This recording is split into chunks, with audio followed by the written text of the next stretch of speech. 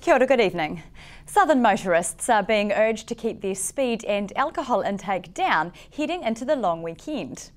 Police will be focusing on excessive speed, drinking and driving, and will also be checking that everyone travelling in a vehicle is wearing their safety belt correctly. There'll be more speed cameras installed on southern highways, and any driver exceeding the designated speed limit by 4 or more kilometres an hour will be issued with an infringement notice. Police will be more visible with extra staff rostered on the long weekend. Checkpoints will also be set up in recognised traffic hotspots around both Otago and Southland. The Labour weekend officially began at 4 p.m. today and ends at 6 a.m. on Tuesday morning. Southland District Council dedicated almost half of its $61.8 million of operating expenditure to roading and transport services in the year ending June 2013. The local body's annual report for the 2012/13 financial year, which was published today, shows $65.1 million of revenue was collected.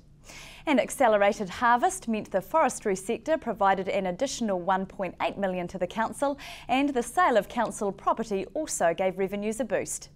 Overall revenue did, however, fall under budget by just under $1 million.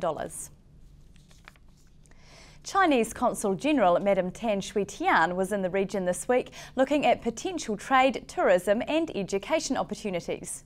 Venture Southland Chief Executive Paul Casson says Madam Tan was left with a very positive impression of the region and the numerous and diverse industries operating in the south. Hunter Andrews spoke to the Venture Chief Executive earlier today. I think that the impressions that were taken away from Southland were very, very positive. Madam Tan was impressed with what she saw, but she also wasn't aware of maybe some of the diversity of the region, particularly around our education, particularly around innovation and our work within the space sector, but also in engineering. And I think the diverseness of our industries, ranging from boat building through to the meat, through to forestry, through to exports overseas. The whole world really is looking to China and the potential there, and the huge emerging market that it is with the emerging middle class, and we can only expect that to progress as the years go by, failing a world catastrophe of course. But what do you see the future? Do you think that we can get a slice of that? I'm certain we can. Already we're there, and a lot of people do use that term emerging. The emerging, they're already here. And I think there is I attended a conference in Australia last year, and the phrase that they're saying is that as the tide rises, so do all the boats. So what we're seeing here is that as their economy starts to grow, and they're growing at 7 to 8% GDP per year, so those people who used to grow the vegetables, for example, are entrepreneurs developing new businesses. So I think for the region there's tremendous growth, potential growth. It will be a developed, staged growth as well.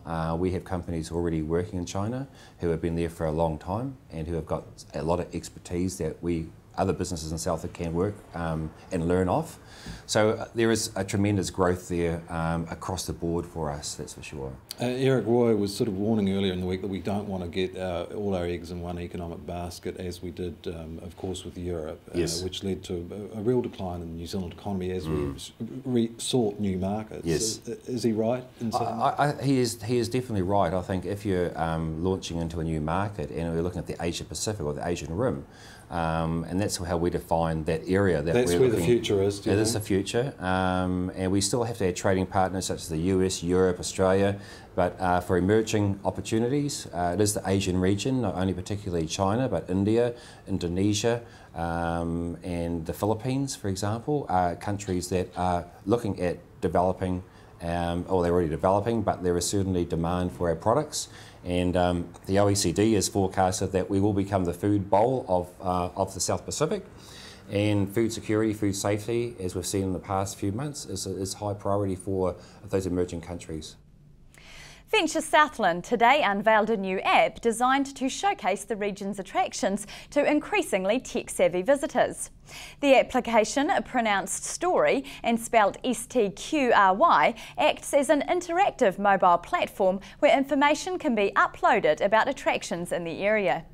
Venture Southland are working in partnership with the Wellington-based developers to develop offline capabilities for the technology to contend with the lack of internet availability in some parts of Southland.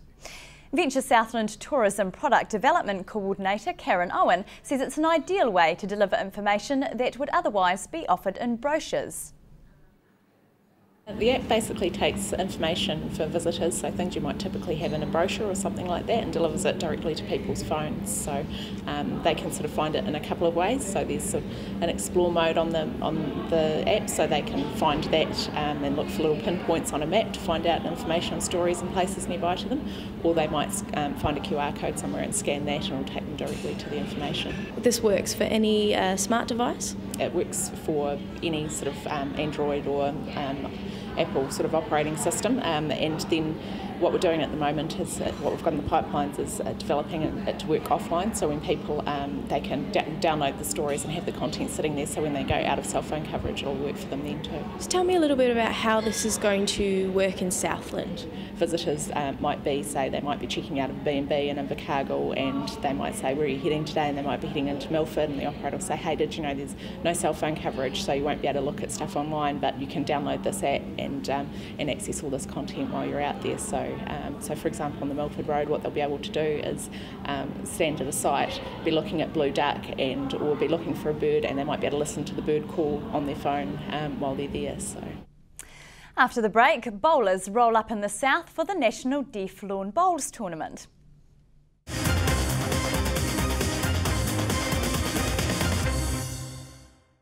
Welcome back. The South dug deep this month to see the Pink Army of Breast Cancer Street Collectors secure a record haul.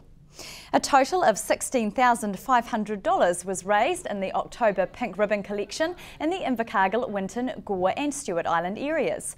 That marks a new record for the local collection, says local coordinator Leslie Soper.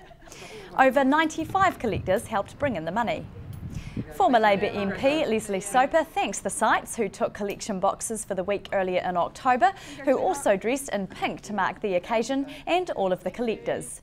The funds will go towards further research to help achieve more positive outcomes for all those affected by cancer. The Breast Cancer Foundation is already looking for volunteers for next year's collection. The Invercargill City Gallery opened its doors last night for the premiere of an exhibition with a difference. Coloured by Nature showcases the work of Queenstown-based artists Emma Butler, Ra Churchin and Rachel Errington, who plan to donate 10% of each sale made to the hospice. The exhibition, which runs until the 20th of November, highlights the 3 different styles of each artist through a running theme incorporating New Zealand birds and natural environments. Artist Rachel Errington says the trio were pleased by the numbers at the evening and says it's nice to give something back to the community. The exhibition is running until the 20th of November and it's open every day except Sunday, I believe. So anybody's encouraged to come and even just have a look is welcomed. And we also have the woodworkers in here with us, so they have some fantastic stuff also. So there's something here for everybody to see. Tell me how the open night went last night. The open night was fantastic. We had a really good turnout. Probably 60 people in here at one point, I'm guessing. We got a sale as well, so that was very good. And lots of really enthusiastic, positive comments about the work. Spent a lot of time explaining how the work is actually physically created, which was interesting. People were interested in the technical side and not just looking at the work as well. Really great speeches. The president of the Art Society, who is also the president of the hospice, spoke. So we're giving 10% of all our proceeds to the hospice, which was a personal choice for all 3 of us, having had situations where the hospice has helped us. So that was great. And you've all got very different styles. How would you say it sort of works together? So it's really the content that is reflective. And also the colour.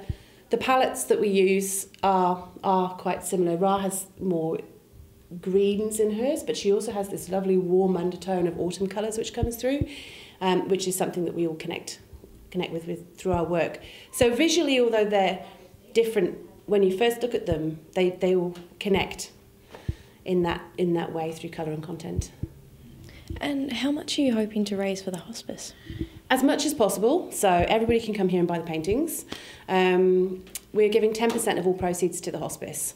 So, as much as we can sell is as much as we can raise. Invercargill Deputy Mayor Darren Ludlow rolled out the jack this morning to kickstart the Deaf Lawn Bowls New Zealand Open Championship. Around 20 bowlers are competing in the national event, which is being held at Waverley Bowling Club on Exmouth Street. The only two Southlanders taking part in the championship are Roger Strong and Graham Lyons, who both play for the Georgetown Bowling Club in Invercargill. The pair are up against bowlers from as far north as Auckland. Event organiser Philippa Evans says selectors are down at the venue to hand-pick a team of bowlers to travel to Northern Ireland for next year's World Championships. Today saw the men's and women's singles played, with mixed pairs and triples set to compete over the weekend before prize giving on Sunday evening. That's it from the news team. Sports up next. We'll leave you now with the week that was. Have a great long weekend.